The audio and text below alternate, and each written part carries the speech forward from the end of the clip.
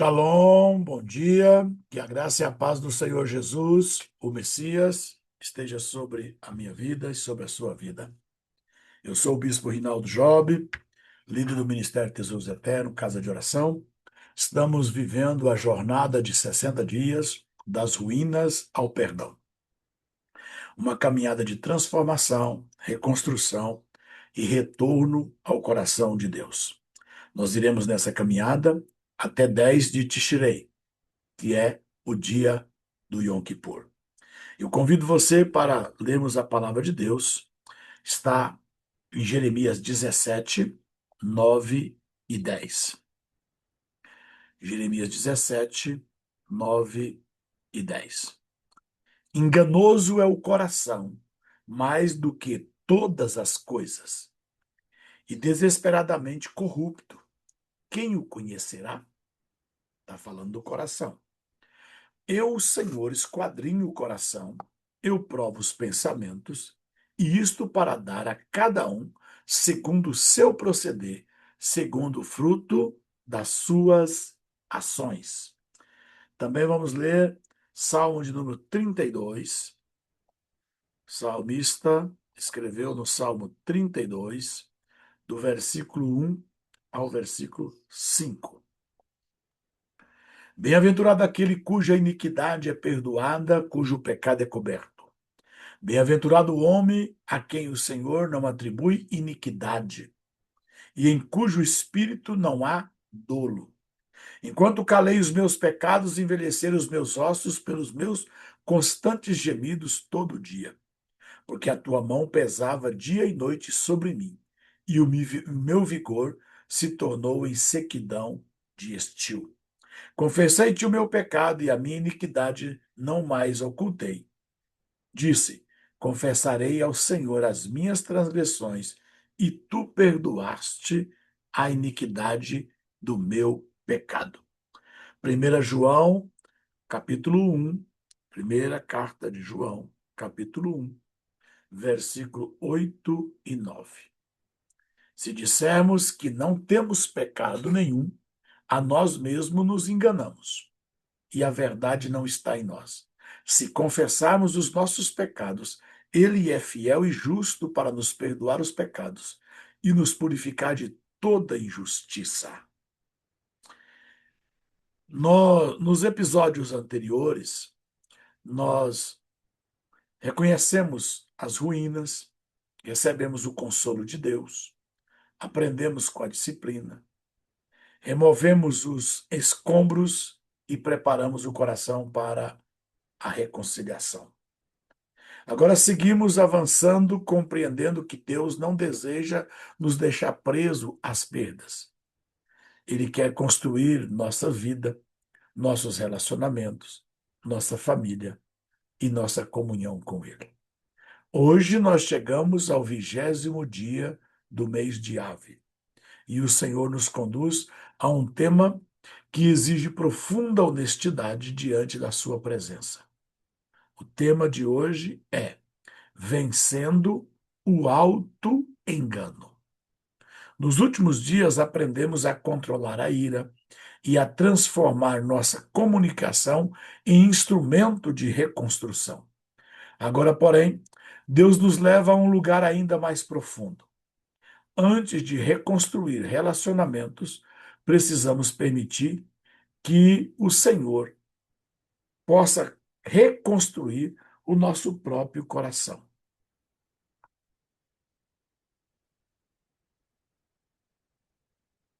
Existe algo que todos nós fazemos com muita facilidade. Conseguimos enxergar os erros dos outros. Percebemos rapidamente as falhas de quem está ao nosso lado. Identificamos incoerências, atitudes equivocadas e decisões erradas nas pessoas ao nosso redor. Mas quando o assunto é olhar para dentro de nós mesmos, o exercício se torna muito mais difícil. Porque existe uma tendência humana de proteger a própria imagem. É exatamente isso que a Bíblia chama, neste contexto, de auto-engano. O auto-engano acontece quando construímos uma narrativa capaz de justificar aquilo que não queremos confessar. Em vez de chamar o pecado pelo nome, escolhemos palavras mais confortáveis. Em vez de assumir responsabilidade, encontramos explicações. Em vez de admitir que erramos, passamos a nos apresentar como vítimas permanentes da circunstância. Quantas vezes ouvimos frases como esta? Todo mundo faz. Não foi tão grave. Eu só respondi porque fui provocado. Minha intenção era boa. Se aquela pessoa não tivesse feito isso, eu também não teria errado. Esse é apenas o meu jeito. À primeira vista, alguma destas frases pode conter parte da verdade, mas muitas vezes elas são usadas para esconder uma verdade ainda maior. Existe algo dentro de nós que precisa ser confessado, abandonado e transformado. O problema do auto-engano não é apenas esconder o pecado dos outros, é esconder o pecado de nós mesmos. Quando isso acontece, deixamos de enfrentar aquilo que Deus deseja curar. Uma doença escondida não deixa de existir apenas porque evitamos o diagnóstico. Uma rachadura coberta por tinta continua comprometendo a estrutura da casa. Da mesma forma, um pecado protegido por justificativas continua enfraquecendo o caráter. É por isso que o objetivo desta mensagem não é produzir culpa, também não é a eliminação da condenação. O propósito do Senhor é libertar, porque somente aquilo que vem para a luz pode ser tratado pela graça. Enquanto protegemos uma imagem falsa de nós mesmos, continuamos aprisionados dentro dela. Mas quando a verdade aparece, inicia-se o caminho da verdadeira restauração. Este dia também traz uma aplicação muito significativa dentro da caminhada que estamos realizando. Estamos na Parashá Rei, palavra hebraica que significa ver. Antes de mudar, precisamos enxergar. Antes de confessar, precisamos parar de desviar o olhar.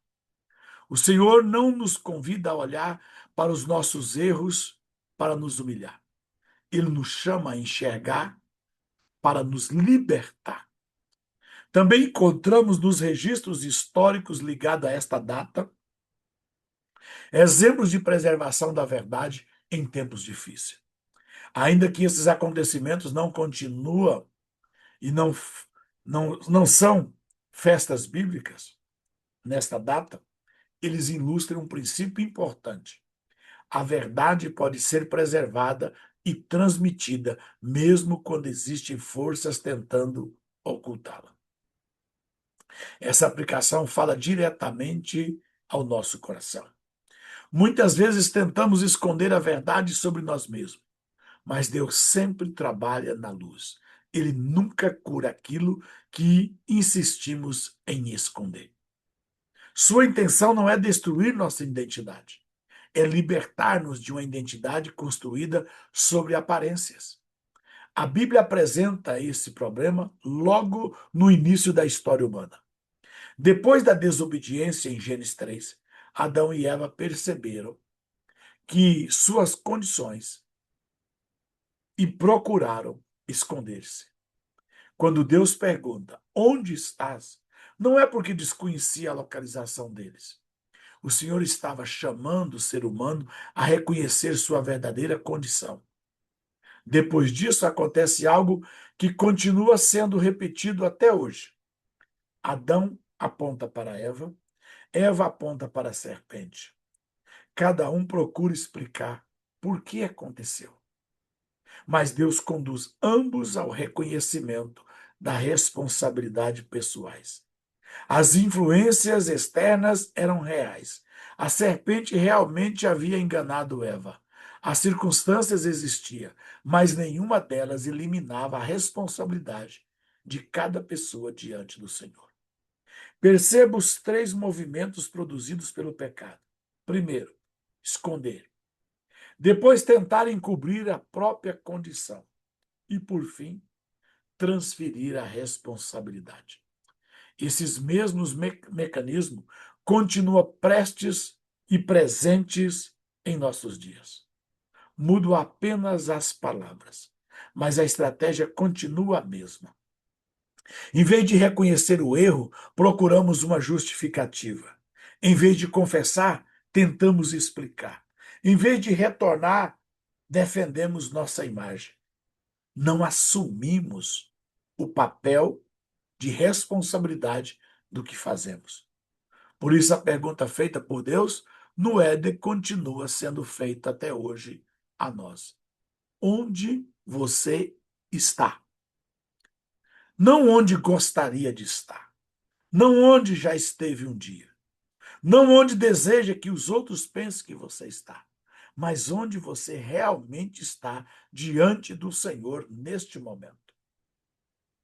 É exatamente a partir desta pergunta que começamos a compreender porque o profeta Jeremias afirma que o coração humano precisa ser examinado à luz do próprio Deus.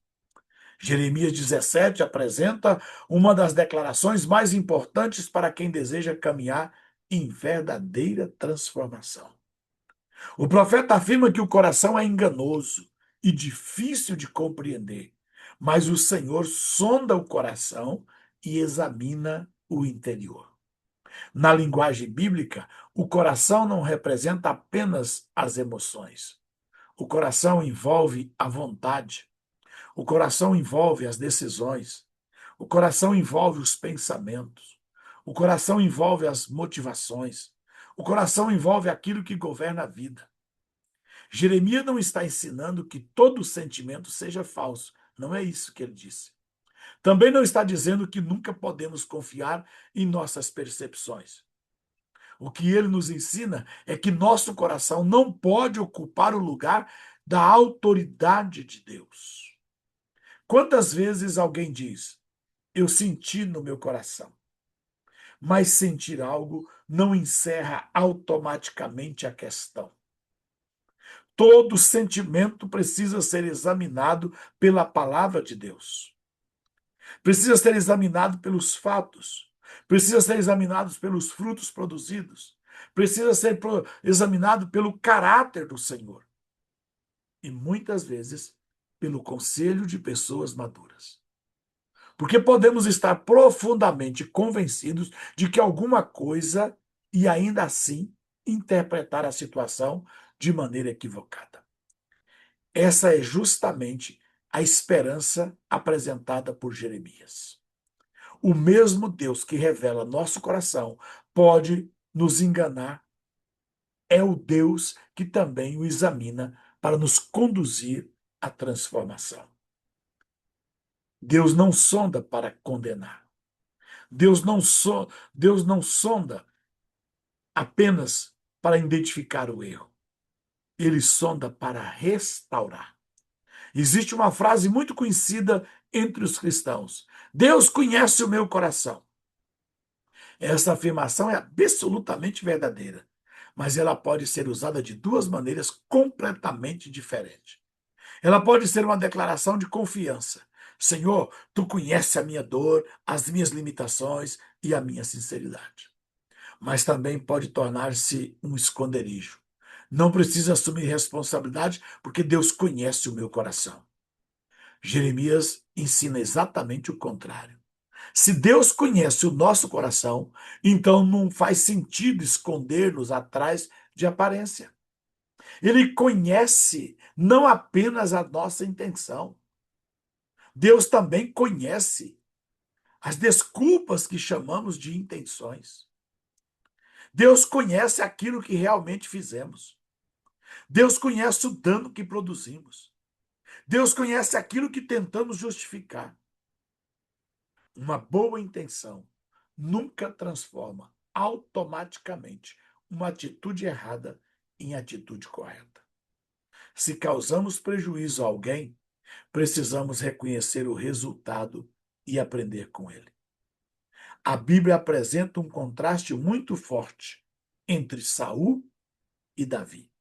Em 1 Samuel 15, Saul recebe uma ordem clara do Senhor, mas não a cumpre completamente. Quando Samuel chega, Saul afirma imediatamente: cumpri a palavra do Senhor. Entretanto, os fatos diziam outra coisa, em que ele estava era em desobediência. O profeta ouviu os animais preservados balirem. A evidência estava diante de todos. Então Saul começou a procurar justificativa. Primeiro, culpa o povo. O povo me apertava. Depois apresenta uma explicação aparentemente espiritual. Eu preservei o melhor dos animais para oferecer ao Senhor. Os animais teriam sido preservados para oferecer sacrifício ao Senhor, mas o Senhor não pediu isso. Perceba como funciona o auto-engano espiritual. Uma linguagem religiosa é utilizada para esconder a desobediência. Mesmo quando finalmente admite seu erro, Saul continua preocupado, principalmente com a sua imagem diante do povo. Sua maior preocupação não era a comunhão rompida com Deus, era a reputação perdida diante das pessoas. Ele pede a Samuel que o honre diante das pessoas.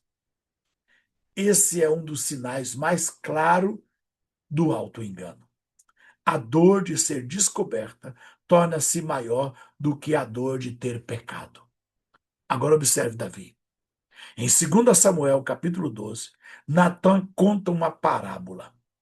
Davi rapidamente identifica a injustiça quando acredita que a história fala de outro homem. Então Natã pronuncia uma frase, a mais impactante das Escrituras. Tu és este homem. Que cena impressionante.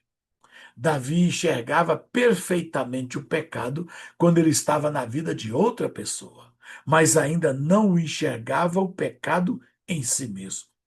Isso também acontece conosco. Às vezes identificamos facilmente nos outros exatamente aquilo que Deus ainda está tratando dentro de nós. Mas a diferença aparece na resposta. Quando é confrontado, Davi diz apenas: pequei contra o Senhor. Sem desculpas, sem comparações, sem transferir responsabilidade. Essa confissão não eliminou todas as consequências do seu pecado, mas abriu imediatamente o caminho da restauração. Depois do Salmo 51, Davi não pede apenas para recuperar sua reputação. Ele clama: cria em mim, ó Deus, um coração puro. O arrependimento superficial pergunta: como posso sair dessa situação? O verdadeiro arrependimento pergunta: como meu coração pode ser transformado? Essa mesma verdade aparece no Salmo 32. Davi descreve o peso que carregava enquanto permanecia em silêncio. Esconder o pecado exige muito esforço. É preciso manter versões, controlar informações, evitar perguntas, justificar comportamentos, proteger continuamente uma aparência. Mas quando Davi finalmente confessa, encontra o perdão do Senhor. Confessar significa concordar com a verdade. No Novo Testamento, a palavra grega relacionada à confissão transmite exatamente essa ideia. Parar de chamar o pecado por um nome mais confortável e concordar com aquilo que Deus diz sobre ele. Não basta dizer cometi alguns erros. A confissão verdadeira declara: fiz isso, foi errado, preciso abandonar este caminho. É nesse momento que entramos no verdadeiro significado da palavra hebraica techuvá. Techuvá significa voltar, retornar. Não é apenas sentir tristeza. Também não é apenas lamentar as consequências. É retornar ao Senhor e ao caminho da aliança. Esse retorno envolve reconhecer o pecado, confessá-lo, arrepender-se e abandonar a prática. Assumir a decisão de não continuar no mesmo caminho. E sempre que possível, reparar os danos causados. O remorso olha apenas para o passado. A techuvá olha para o passado, aprende com ele e começa uma caminhada completamente nova. É justamente essa diferença entre remorso, confissão e verdadeira transformação que continuará conduzindo os nossos caminhos enquanto nós fazemos o nosso trajeto aqui dos 60 dias do perdão, da reconstrução das ruínas ao perdão, observando os princípios da Torá. E ao seguir os conselhos dos profetas e observarmos as Escrituras, nós iremos tratar a nossa condição, o nosso coração, e nós chegaremos a uma reparação e os frutos de um arrependimento genuíno. A Torá nos mostra que o arrependimento nunca foi tratado apenas com sentimento interior. Em Números capítulo 5, Deus estabelece que quando alguém pecasse contra outra pessoa, deveria reconhecer o pecado, confessá-lo e, quando houvesse prejuízo, fazer restituição conforme a orientação dada pelo Senhor. Esse texto revela uma verdade muito importante. O pecado possui uma dimensão espiritual, mas também possui uma dimensão relacional. Não basta dizer, já pedi perdão a Deus. Se existe uma pessoa que foi prejudicada e há uma reparação possível, a techuvá também alcança essa área. Se alguém tomou aquilo que não lhe pertencia, precisa devolver. Se espalhou uma informação falsa, deve procurar corrigir o dano de maneira responsável. Se quebrou um compromisso, precisa assumir as consequências. Nem toda reparação será simples. Algumas situações exigirão sabedoria, aconselhamento e prudência para que uma tentativa de corrigir não produza novos prejuízos. Mas a palavra nos mostra que o arrependimento verdadeiro produz movimento. Ele nunca permanece apenas no discurso.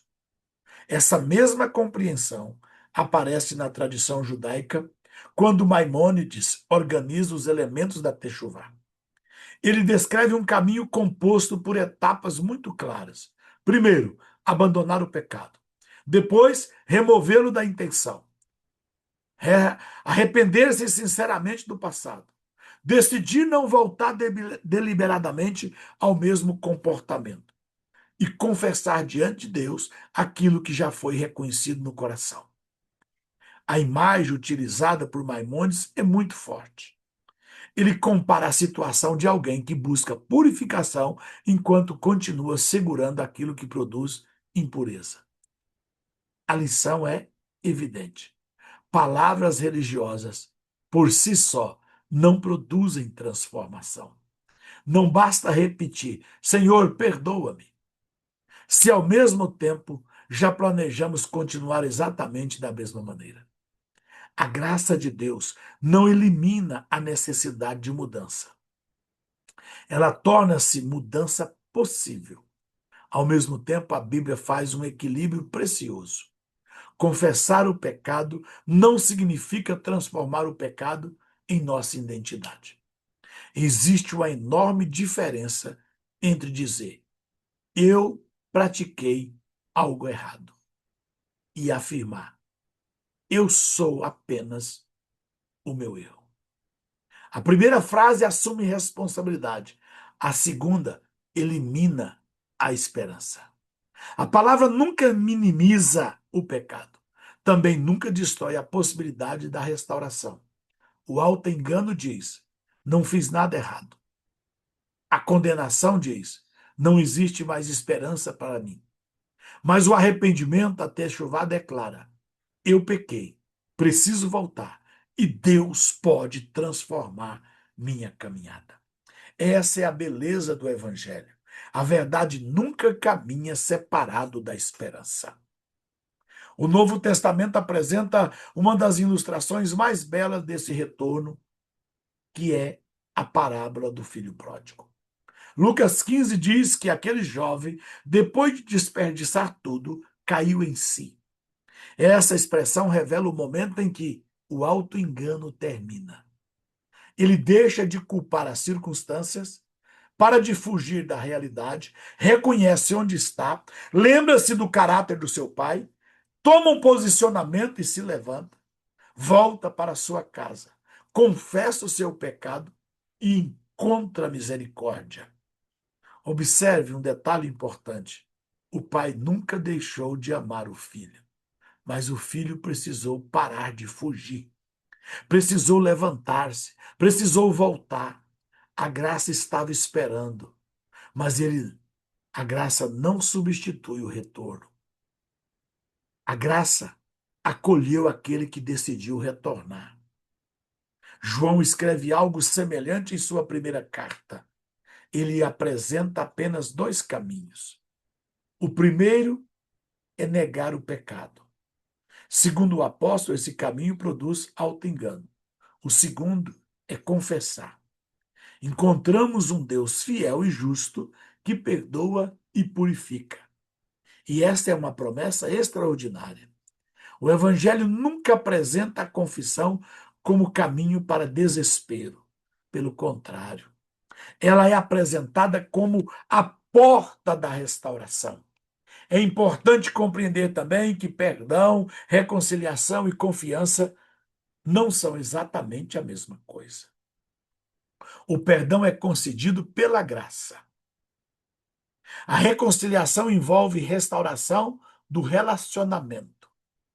A confiança, muitas vezes, precisa ser reconstruída ao longo do tempo.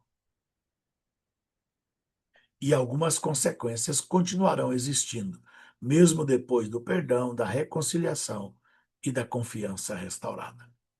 O verdadeiro arrependimento aceita esse processo sem exigir que tudo volte imediatamente ao que era antes. Nós estamos estudando hoje e o estudo de hoje termina identificando algumas das máscaras mais comuns do auto-engano. A minimização não foi tão grave. A comparação, existem pessoas muito piores do que eu. A transferência da culpa. Eu fiz isso porque fui provocado. A espiritualização. Deus conhece a minha intenção. A vitimização. O excesso de atividades religiosa usada para esconder problemas de caráter. O controle da narrativa, contando apenas a parte da história que favorece a nossa imagem. Todas essas estratégias possuem o mesmo objetivo. E nós, ao estudarmos hoje, percebemos e identificamos que essas justificativas é um auto-engano que existe dentro do nosso coração. Todas essas estratégias possuem o mesmo objetivo: evitar que a verdade alcance o seu coração. Mas nenhuma delas produz liberdade. A verdadeira liberdade começa quando permitimos que Deus examine nosso interior e respondemos com sinceridade à sua voz. Por isso, hoje, o Senhor nos convida a fazer um exame espiritual. Não para viver debaixo de culpa, mas para caminhar na verdade. Talvez exista algo que precisa ser confessado. Talvez exista algo a quem você deva pedir perdão. Talvez exista uma reparação possível. Talvez exista uma justificativa que Deus está pedindo que você abandone. Lembre-se desta verdade. Enquanto protegemos uma imagem falsa, continuamos protegendo também o pecado escondido atrás dela. Mas quando a verdade vem à luz, a graça começa sua obra transformadora. O Salmo 32 não termina no peso do silêncio, termina na alegria do perdão. Primeiro João não termina denunciando o auto-engano, termina anunciando a fidelidade daquele que purifica. A graça de Deus não diz que o pecado não importa. Ela anuncia que o pecado não precisa continuar governando a nossa vida. Hoje pode ser o início de uma reconstrução profunda nas nossas vidas. Talvez a frase mais importante desta mensagem seja simplesmente esta: Eterno, eu errei. Não quero mais fugir. Mostra-me o caminho de volta. Pense nisso. Se esta jornada está edificando você, compartilhe este vídeo. Envie para outras pessoas e convide sua família e seus amigos para caminhar conosco. Se você não esteve acompanhando os primeiros episódios, no meu canal no YouTube está lá enumerado Jornada da Transformação, das ruínas ao perdão. Todos os episódios que você possa ter perdido, você pode acompanhar desde o primeiro dia. Acompanhe os episódios anteriores e permaneça conosco até o Yom Kippur, que no Yom Kippur teremos uma programação muito especial no dia do perdão. Teremos 3 encontros, 6 da manhã, meio-dia e 6 da tarde. Você é meu convidado a permanecer. Se você chegou neste vídeo e ainda não faz parte dos nossos grupos de estudos, eu lhe convido a conhecer os nossos grupos de estudo. Na descrição deste vídeo vai estar os links e os telefones pelos quais você pode caminhar conosco nos estudos gratuitos que nós oferecemos diariamente. Porque a última palavra não pertence às ruínas. A última palavra pertence ao Deus que restaura. E eu quero orar por você. Eterno Deus, nós nos colocamos diante de Ti sem máscaras e sem justificativas. Tu conheces nosso coração melhor do que nós mesmos. Pedimos que a Tua luz ilumine tudo aquilo que ainda tentamos esconder.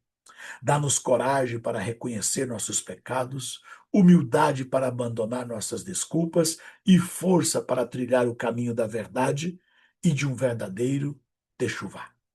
Se houver pessoas que ferimos, concede-nos sabedoria para reparar o que for possível. Se houver atitudes que precisam ser abandonadas, fortalece-nos pelo teu espírito para não voltarmos ao mesmo caminho. Livra-nos tanto do orgulho que nega o pecado, quanto da condenação que destrói a esperança. Que a verdade produza arrependimento, que o arrependimento produza transformação e que a transformação glorifique o teu nome. Cria em nós um coração puro, renova um espírito firme dentro de nós e faz-nos caminhar todos os dias em sinceridade diante de ti. Em nome de Jesus, o Messias e Yeshua, oramos. Amém e amém. Que Deus te abençoe. Te aguardo amanhã, no mesmo horário, para a nova caminhada da reconstrução.